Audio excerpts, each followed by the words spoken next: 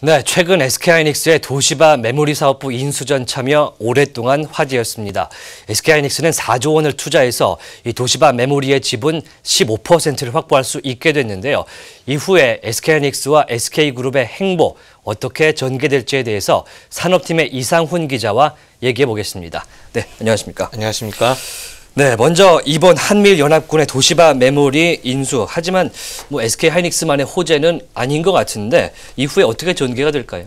예, 이번 한미일 연합군에서는 꼭 SK하이닉스뿐만 아니라 여러 업체들이 같이 얽혀 있는데요.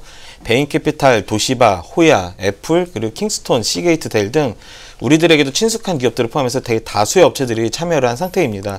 이 연합군이 가지고 있던 그 도시바 메모리 의결권 지분율이 49.9%에 달한 것으로 알려졌고요.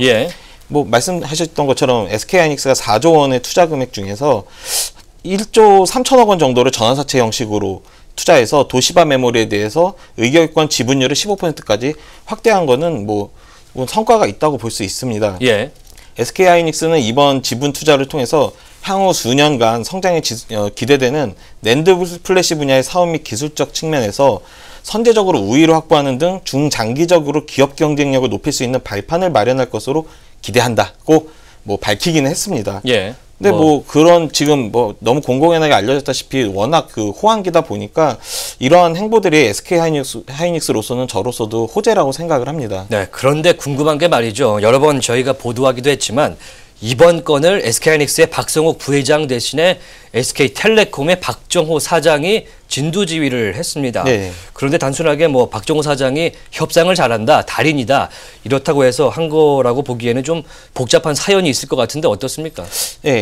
저희도 그러한 부분에 좀 주목을 했습니다. 그래서 취재하는 도중에 SK하이닉스 대표로 박정호 사장이 올 거라는 약간 좀 어느 정도 신뢰할 만한 제보를 받기도 했고요. 제보를요?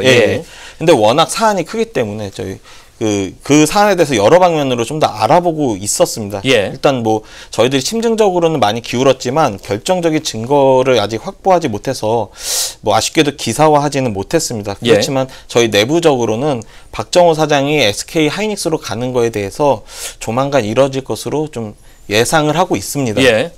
근데 그러한 근거들도 몇 가지는 있습니다. 대표적으로는 SK텔레콤이 이번 7일에 얼마 전에 비공개로 투자자 설명회를 했었는데 박정호 사장이 그 자리에서 오프 더 레코드 상에서 얘기라고는 하지만 정체된 통신사, SK텔레콤을 말하는 걸 텐데요. 그것보다 더 좋아질 수 있는 SK하이닉스에 가고 싶었다라는 신경을 토로한 것으로 가고 싶었다. 알렸습니다. 또 인수전에 이어서 곧바로 어제 최태원 회장과 함께 이제 인수전 마무리를 위해서 일본으로 출국을 한 걸로 알려졌지 않습니까? 그 이후에 도시바 메모리 의결권 지분율 15%로 확보했다는 소식이 나오고 있고 그러한 맹활약을 SK텔레콤의 수장이 하는 게 단순하게 지분 참여를 하고 있는 SK텔레콤의 전문가로서 참여했다고 보기는 좀 어려울 것 같습니다.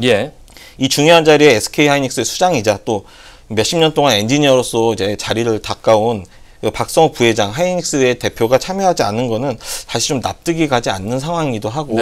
굉장히 좀 흥미진진한 얘기를 하고 계신 것 같은데 사실 반도체 회사인 SK하이닉스의 미래 성장 투자를 위한 이 4조 원짜리 거래에 통신사 사장을 앞세워서 이를 처리했다. 이것은 좀 의아하다 이런 생각이 드는데요. 그럼 의문이 있습니다. 왜 최태원 회장이 이 박성호 사장에게 그 같은 역할을 부여했냐 이런 얘기가 의문이 드는데요. 아주 좋은 지적인 것 같습니다. 사실 SK텔레콤, SK그룹 자체가 한강에서도 많이 얘기가 나왔지 않습니까? 인수합병을 통해서 성장한 회사다라는 얘기가 나왔고 그 중심에 가만히 살펴보면 박정호 SK텔레콤 사장이 있습니다. 그래서 그분의 프로필을 가만히 보면요. 1989년도에 SK 전신인 선경에 입사를 했었고요. 그 이후에도 SK그룹 내 중요한 보직을 두루 거치면서 대표적인 SK맨으로 활약한 분이기도 합니다. 2000년에 신세계통신이나 2012년에 그 SK하이닉스 인수를 주도하기도 했고 현재의 그 SK그룹 내 이노베이션, 텔레콤, 하이닉스의 그런 신사업을 주도하기도 한 대표적인 인물입니다. 말씀하셨다시피 M&A의 전문가, 협상의 달인이라는 얘기들이 있고요. 또 SK 최태원 회장의 그 비서실장까지 역임했으니 박정호 사장은 그만큼 최태원 회장의 신임을 받는 인물이라는 그런 의심을 할 필요는 없을 것 같아요. 아주 복심이라고 표현할 정도로 신뢰받는 사람인 것 같습니다. 사실 뭐 인사 시즌은 아니지만 좀 권력 암투가 있는 걸로 보이는데 이 마지막 질문을 좀 드리겠습니다. 최근에 SK그룹에 대해서 이런 취재를 저희가 할 때 공식적인 답변이 나온 게 있습니까? 사실 공식적인 답변이 하기도 어려운 상황인 것 같고요. 네. 예, 저희도 뭐 다각도로 알아봤습니다. 근데 SK그룹 측에서는 인사 시즌이 아직 아니고 또 예. SK텔레콤의 대표를 박정우 사장이 맡은 지 채 1년이 안 된 상황인데 그걸 가지고 저희들이 얘기할 수 있는 사안도 아니다. 뭐 들은 적도 없고 그럴 리 없다는 원론적인 답변만을 하고 있습니다. 네, 그정 완전히 원론적인 답변이군요. 알겠습니다. SK하이닉스와 SK텔레콤의 관계 앞으로 알아보도록 하겠습니다. 지금까지 이상훈 기자였습니다.